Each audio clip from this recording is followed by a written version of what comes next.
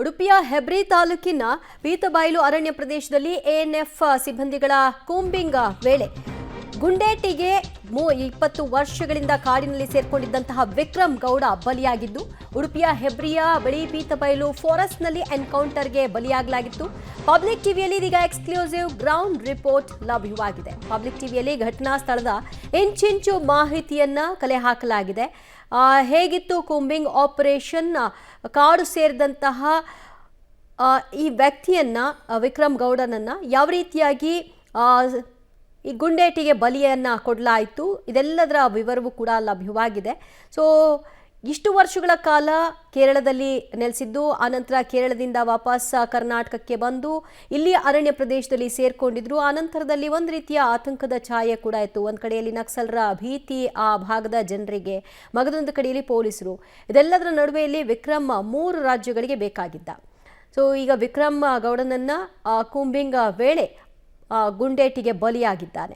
Notorious Naxal Vikram Gowda encounter ಆಗಿದ್ದು, ಆ encounter ಆದ ಸ್ಥಳದಲ್ಲಿ ಹೇಗಿದೆ ಅನ್ನುವಂತಹ ಪರಿಸ್ಥಿತಿಯ ಸಂಪೂರ್ಣ ವಿವರಗಳು ಕೂಡ ಲಭ್ಯವಾಗಿದೆ. 20 ವರ್ಷಗಳಿಂದ ಈತ ಕಾಡು ಸೇರ್ಕೊಂಡಿದ್ದ. ಆರಂಭದಲ್ಲಿ ಕರ್ನಾಟಕದ ಅರಣ್ಯ ಪ್ರದೇಶಗಳಲ್ಲಿದ್ದು, ಆನಂತರದಲ್ಲಿ ಮತ್ತೆ ಕೇರಳಕ್ಕೆ ಹೋಗಿ ಕೇರಳದಿಂದ ಮತ್ತೆ ಇಲ್ಲಿಗೆ ಬಂದು ಸೇರ್ಕೊಂಡಿದ್ದು.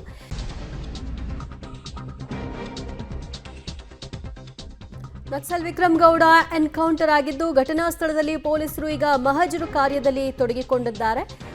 ಎಫ್ಎಸ್ಎಲ್ ತಂಡ, ಬೆರಳಚ್ಚು ತಂಡದಿಂದ ಕೂಡ ಸ್ಥಳದಲ್ಲಿ ಬೀಡು ಬಿಟ್ಟಿದ್ದು ಪರಿಶೀಲನೆಯನ್ನು ನಡೆಸಲಾಗ್ತಾ ಇದೆ. ಹೆಬ್ರಿಯ ಕಬ್ಬಿನಾಲೆ ಅರಣ್ಯದ ಪೀತಬೈಲ್ನಲ್ಲಿ ಮಹಜರನ್ನ ನಡೆಸ್ತಾ ಇದ್ದಾರೆ.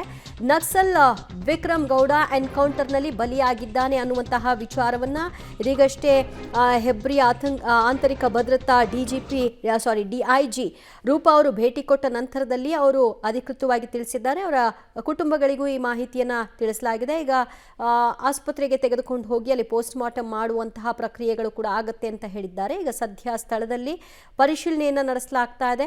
ಅಲ್ಲಿ ಮಹಜರನ್ನ ಮಾಡ್ತಾ ಇದ್ದಾರೆ. ಏನು ವಿಕ್ರಮ್ ಗೌಡ ಶೂಟೌಟ್ ಆಗಿದೆ, ಈ ಸ್ಥಳಕ್ಕೆ ಆಂತರಿಕ ಭದ್ರತೆಯ ಡಿಜಿ ರೂಪಾ ಮೇಡಮ್ ಅವರು ಬಂದಿದ್ದಾರೆ. ಅವರ ಜೊತೆಗೆ ಪಶ್ಚಿಮ ವಲಯ IGP ಅಮಿತ್ ಸಿಂಗ್, ಉಡುಪಿಯ SP ಡಾಕ್ಟರ್ ಅರುಣ್ ಅವರ ನೇತೃತ್ವದಲ್ಲಿ ಟೀಮ್ ಬಂದಿದೆ. ನಾವು ನೋಡ್ಬೋದು ದೃಶ್ಯಗಳಲ್ಲಿ. ಇಲ್ಲಿಂದ ಸುಮಾರು ಒಂದು 3/4 ಕಿಲೋಮೀಟರ್ ದೂರದಲ್ಲಿ ಘಟನೆ ಆದಂತಹ ಸ್ಥಳ ಇದೆ. ನಾವು ನೋಡ್ಬೋದು ಸ್ಥಳದಲ್ಲಿ ಎಷ್ಟು ಮಂದಿ ಪೊಲೀಸರು ಜಮಾಯಿಸಿದ್ದಾರೆ ಅನ್ನುವಂಥದ್ದು. ಒಂದು ಪ್ರಮುಖವಾಗಿ ANFನ ಬೇರೆ ಬೇರೆ ತುಕಡಿಗಳು, ಅದರ ಜೊತೆಗೆ ಸ್ಥಳೀಯ ಪೊಲೀಸರು ಅಂದರೆ ಹೆಬ್ರಿ ಠಾಣೆ, ಕಾರ್ಕಳ ಠಾಣೆ, ಉಡುಪಿಯಿಂದ ಹೆಚ್ಚುವರಿ ಪೊಲೀಸರನ್ನು ಕರೆಸಲಾಗಿದೆ. ಅದರ ಜೊತೆಗೆ KSRPS ಸಿಬ್ಬಂದಿಗಳು ಕೂಡ ಇದ್ದಾರೆ. ಶಸ್ತ್ರಸಜ್ಜಿತವಾಗಿ ಬಂದಿರುವಂತಹ ದೃಶ್ಯಗಳನ್ನು ನಾವು ನೋಡ್ತಾ ಇದ್ದೇವೆ. ಈ ಹೊತ್ತಿನವರೆಗೆ ಅಂದರೆ ಕಳೆದ ರಾತ್ರಿ ಘಟನೆ ನಡೆದಿದ್ದು ಸುಮಾರು 11 ಗಂಟೆ ಸುಮಾರಿಗೆ ಆಂತರಿಕ ಭದ್ರತೆ ADGP ಅಂದರೆ ರೂಪಾ ಮೇಡಮ್ ಅವರು ಸ್ಥಳಕ್ಕೆ ಬಂದಿದ್ದಾರೆ.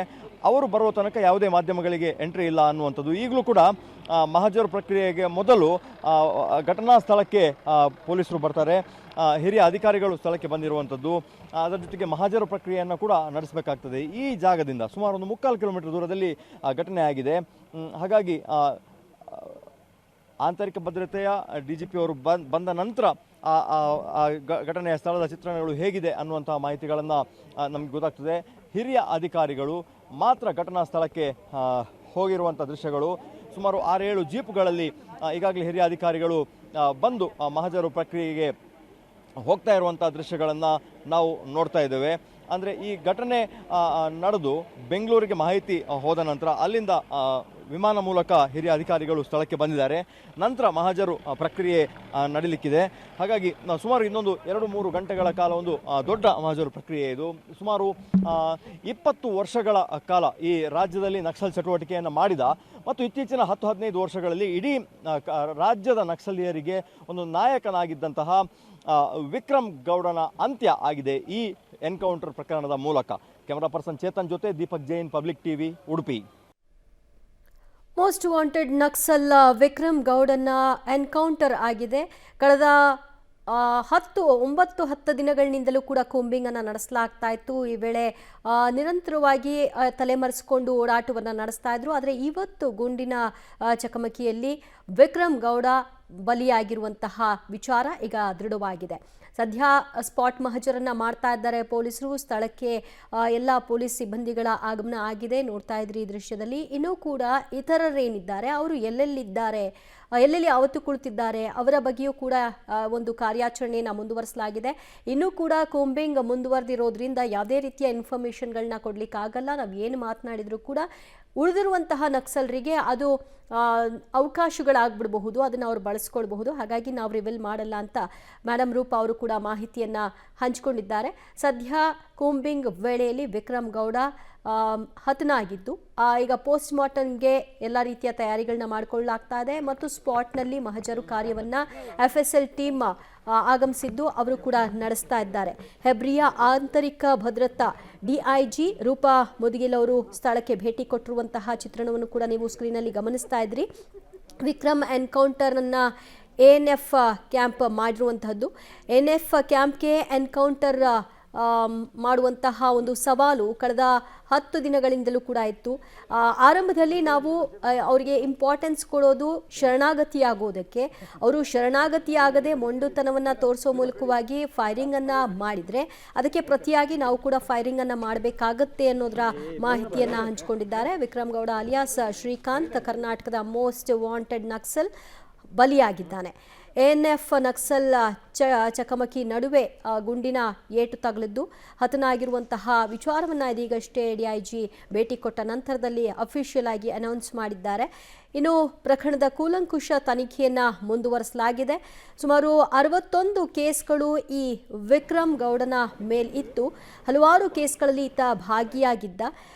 ಅದರಂತೆ ಮರ್ಡರ್ ಕೂಡ ಇತ್ತು, ಪಿಟಿ ಕೇಸ್ಗಳು ಕೂಡ ಈತನ ಮೇಲೆ ದಾಖಲಾಗಿದ್ವು. ಹಲವಾರು ಕೇಸ್ಗಳಿಗೆ ಸಂಬಂಧಿತವಾಗಿ ಈತನ ಒಂದು ಹುಡುಕಾಟವನ್ನು ಪೊಲೀಸರು ಮುಂದುವರಿಸಿದ್ರು. ಕೇರಳದಲ್ಲೂ ಕೂಡ ಈತನ ವಿರುದ್ಧವಾಗಿ ಸುಮಾರು 19 ಕೇಸ್ಗಳು ದಾಖಲಾಗಿರುವಂತಹ ಮಾಹಿತಿ ಲಭ್ಯವಾಗಿದೆ. ಈ ಕಾರ್ಯಾಚರಣೆಯ ಮುಖ್ಯ ರೂವಾರಿಯಾಗಿ ಜಿತೇಂದ್ರ ದಯಾಮ್ ಅವರು ಕಾರ್ಯಾಚರಣೆಯನ್ನು ನಡೆಸಿದ್ರು. ಅದರ ಪ್ರತಿಯಾಗಿ ಈಗ ಎನ್ಕೌಂಟರ್ನಲ್ಲಿ ವಿಕ್ರಮ್ ಗೌಡ ಬಲಿಯಾಗಿರುವಂಥದ್ದು. ಕಾಡ್ನಲ್ಲಿ ನವೆಂಬರ್ 10ನೇ ತಾರೀಕಿನಿಂದಲೇ ಈ ಒಂದು ಕೂಂಬಿಂಗ್ ಕಾರ್ಯಾಚರಣೆಯನ್ನು ಮುಂದುವರಿಸಲಾಗಿತ್ತು.